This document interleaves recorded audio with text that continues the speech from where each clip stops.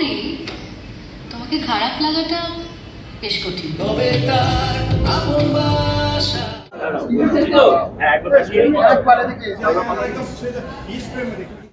Poster লঞ্চে রবীন্দ্র জয়ন্তীর দিন গৌতম ঘোষের মতো একজন পরিচালক তিনি এসেছিলেন পোস্টার লঞ্চ করতে।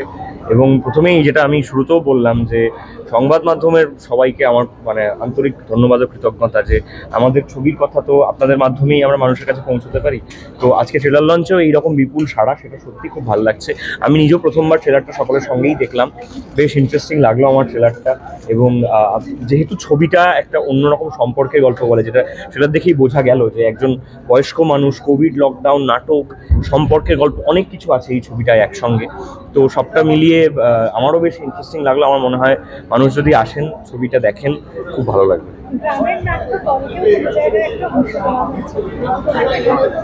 মফস্বলে থিয়েটার দল একটা তাকে কেন্দ্র করে এই ছবির গল্প ঘুরে বেড়ায়, এবং সেখানে কোথাও কিন্তু এরকম নয় যে মফস্বলের দলকে শহুরে দৃষ্টিতে দেখা হয়েছে বা নিচু চোখে দেখা হয়েছে, এমনটা নয়।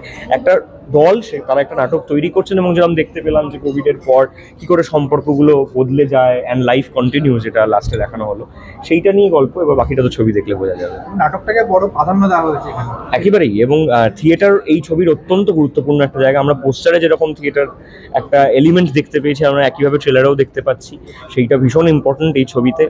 এবং আমার খুব মজা লেগেছে, যেহেতু আমি নিজে নাটকের সঙ্গে এত এরমভাবে জড়িয়ে সিনেমাতে গিয়ে নাটকের শুটিং করতে পারলে সেটা আরও মজা লাগে। দর্শকদের কাছে অনুরোধ যে অশোক বিশ্বনাথনের ছবি একটা অন্য দৃষ্টিভঙ্গি, একটা অন্য বোধ তার কথা বলে এসেছেন এবং এখনও বলছেন তিনি। খুব গুরুত্বপূর্ণভাবে মানুষের একাকিত্ব, কোভিড, যুদ্ধ, সম্পর্কের একটা গল্প নিয়ে আমাদের এই ছবি হেমন্তের অপরাহ্ন। আপনারা যদি আসেন, দেখেন, আমার মনে হয় আপনারা অনেক কিছু নিয়ে বাড়িতে ফিরবেন, যেটা মনে হয় কখনো যে একবার দেখলে পুরো রস আস্বাদন করা হবে না, বারবার দেখতে হবে। আমি বলবো যে এরকম একটা ছবি যে এরকম ভালোভাবে ট্রেলার লঞ্চ হচ্ছে, যে সেই সম্মানটা পাচ্ছে, সেটা দেখে আমার সত্যি খুব ভালো লাগছে। আর সেটার জন্য আমি অমিতজিকে থ্যাংক করবো। অমিতজি হচ্ছে আমাদের প্রডিউসার। এবং আমি কি বলবো, আমরা তো মন প্রাণ খুব শুটস্ট্রিং বাজেটে এই ছবিটা বানিয়েছি, ঠিক আছে, খুবই কম টাকায় আমরা বানিয়েছি। কিন্তু আমরা যেহেতু সবাই, আর এখানে অনেকজন ছিল, অনেক কাস্ট মেম্বার্স ছিল, একটা নাটকের দল তৈরি করতে হতো সেখানে, তো আমরা সবাই যদি এই কাজটাতে বিশ্বাস না করতাম তাহলে এই কাজটা হতো না। এবং আমরা যেহেতু সবাই এই কাজের কন্টেন্টের ওপর এবং আমার বাবার ওপর, because he is the captain of the ship, Ashok Viswanathan, তার উপর আমরা যদি বিশ্বাস না করতাম, দৃঢ় বিশ্বাস না করতাম, তাহলে এই ছবিটা এইভাবে হতো না। এবং আমি তো ছবিটা দেখেছি এবং অনেকজনেই দেখেছেন কেফে। আই থিঙ্ক সবার দেখা উচিত।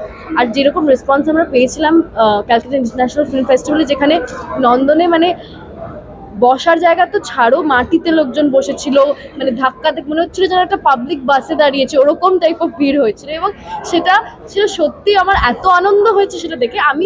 আমরা ওই জন্যই বড় পর্দায় আনছি। আশা করছি সবাই সবার সিট পাবে এবার, আর সবাই এসে দেখবে। নাটকটাকে অনেক প্রাধান্য দেওয়া হয়েছে এখানে। নাটক, শুধু নাটককে না, আরো অনেক মিনস অফ ভিজুয়াল মিডিয়া, যেটা লোকজন না, কোভিডের সময় আমরা ভেবেছিলাম যে নন এসেনশিয়ালসগুলোকে কেটে দেবো, নন এসেনশিয়ালস হঠাৎ করে এন্টারটেনমেন্ট হয়ে গেল। কিন্তু তুমি যদি একটা ঘরের মধ্যে একা বসে থাকো, তোমার যদি এন্টারটেনমেন্ট না থাকে, তোমার যদি টিভি না থাকে, তোমার যদি কোনো আর্ট ফর্ম না থাকে, তুমি কি পাগল হয়ে যাবে না? তো সেই জায়গা থেকে আমাদের সিনেমাটা বানাবো। এখানে ঋতুপূর্ণ আছে, তুমি আগেও কাজ করেছো। হ্যাঁ, বহুবার। অভিজ্ঞতা কেমন ছিল? খুবই ভালো। ঋতু থাকলে তো আমার একটা শান্তি থাকে। আমি জানি যে আমরা মজা ঠাট্টা খেলা যতই কষ্ট হোক, সেই ঠাট্টা মজা করে আর কি মেরে আমাদের শুটিংটা ঠিক হয়ে যাবে এবং দারুণ দারুণ মেমোরিজ হবে। সেটাই হয়েছে। না, বকাঝকা দেয়নি। আমি খুব ডিরেক্টরস অ্যাক্টর, সেটা তুমি সৃজিতদাকেও জিজ্ঞেস করতে পারবে। সবাই সৃজিতদাকে খুব ভয় পায়, কিন্তু আমি বকা খাইনি। অনিকদার কাছেও আমি বকা খাইনি। I am very good girl on set. আর তাছাড়া আমি বাবাকে ট্রাস্ট, বাবা was very easy to work with. বাবা খুব বলে দিত কিভাবে করতে হয়, যেহেতু আমাদের একটা ওয়েভলেংথ ম্যাচ ন্যাচারালি আছে, তাই আমার কোনো অসুবিধা হয়নি বুঝতে যে কি চান উনি, তাই আমি বকা খাই।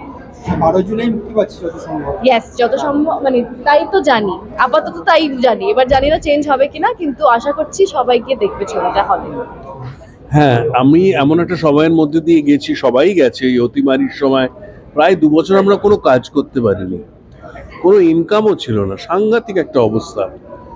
সেটা আমি ভাবলাম যে মানুষজনের মনের উপর এটা নিশ্চয়ই একটা বিশাল একটা প্রভাব বিস্তার করেছে, এবং অনেকে নাকি উন্মাদ হয়ে গেছে, অনেকে আত্মহত্যায় প্রবৃত্ত হয়েছে।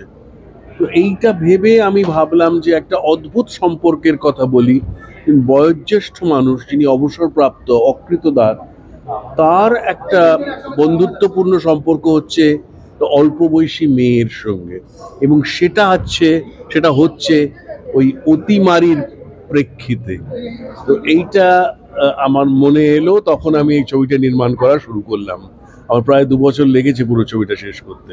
এবং অনেক নতুন ছেলেমেয়েরা এখানে অভিনয় করেছে, কি বলবেন?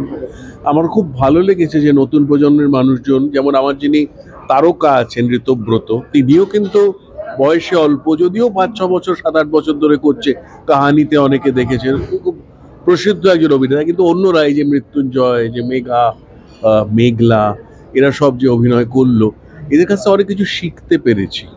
এদের মনগুলো ভীষণ ফ্লেক্সিবল, এটা শিখতে পেরেছি। একটা আদান প্রদান হয়েছে, ওরা আমার কাছ থেকে শিখেছে আর আমি ওদের কাছ থেকে শিখেছি, এটা খুব আনন্দ পেয়েছি। এবং অনুষা আপনার ডিরেকশনে কাজ করলো, সেটা নিয়ে কি বলবেন? সেটা খুব ভালো লাগলো। এর আগে আমরা ছোটখাটো কাজ কিছু করেছি, তো নাটকে কাজ করেছে, ভয়েস দিয়েছে।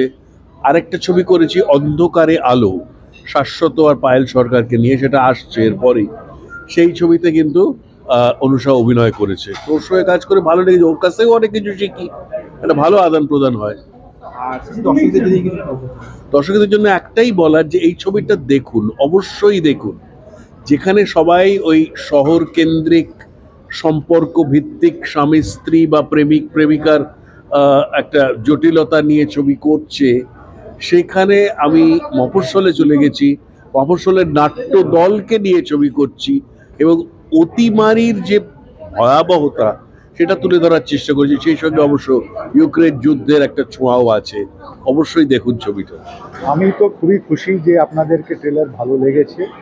আর আমি তো বললামই কি আজকে উইকের ফার্স্ট ডে সবাই এসেছে আর একটা ইম্পর্টেন্স দিয়েছে, ছবিকে সাপোর্ট করছে। তো খুবই আনন্দে আছি, আর ট্রেলার পছন্দ হয়েছে, এটা জন্যে আমার খুবই ভালো লাগছে আর কি। অনেক দিন পরে একটা ট্রেলার কাটলাম, যেহেতু অশোকদার সঙ্গে তো আমার পুরনো একটা কাজ নিয়ে একটা ভালো সম্পর্ক। তো এই তো অ্যাজ আ প্রডিউসার আমরা দুজন প্রথম ছবি করলাম, বাট আগেই ওনার জন্যে আরও ট্রেলার কেটেছি, ডকুমেন্টারি কেটেছি।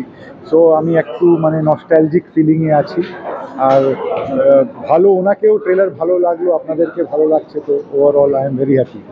এবং নাটকটাকে এখানে খুব প্রাধান্য দেওয়া হয়েছে, হ্যাঁ, সেটাই নিয়ে আমি কি বলবেন? নাটকটাই বলে ভালো সিনেমা অ্যান্ড থিয়েটার, থিয়েটার তো দেখুন একটা যে যারা থিয়েটার থেকে আসে তারা সিনেমা আরও ভালো বুঝে, এটা আমার ধারণা। তো যখন একটা সিনেমার ব্যাকড্রপে থিয়েটার হচ্ছে, তো আমার মনে হচ্ছে ফিল্মের ওয়েটেজটা বেড়ে যাচ্ছে। তো এই ধরনের একটা মিক্স মার্জ করে ছবি করা, তারপরে একটা সুন্দরভাবে স্টোরি টেলিং করা, I think it's a very unique way, যেটা অশোকদা খুব সাকসেসফুলি করেছে। এবং আগামী দিনে মুক্তি পাচ্ছে, কবে মুক্তি পাচ্ছে? এবং 12 জুলাই ছবিটা রিলিজ হচ্ছে। আর আমি আশা করছি অডিয়েন্স ছবি দেখে ওদেরকেও ভালো পছন্দ হবে ছবিটা। আর আই হোপ কি থ্রু ওয়ার্ড অফ মাউথ আরও লোকজন আসবে, ছবিটাকে সাকসেসফুল করবে, আর ফিউচারে আমরা আরও মোটিভেট হবো আরও ছবি করার।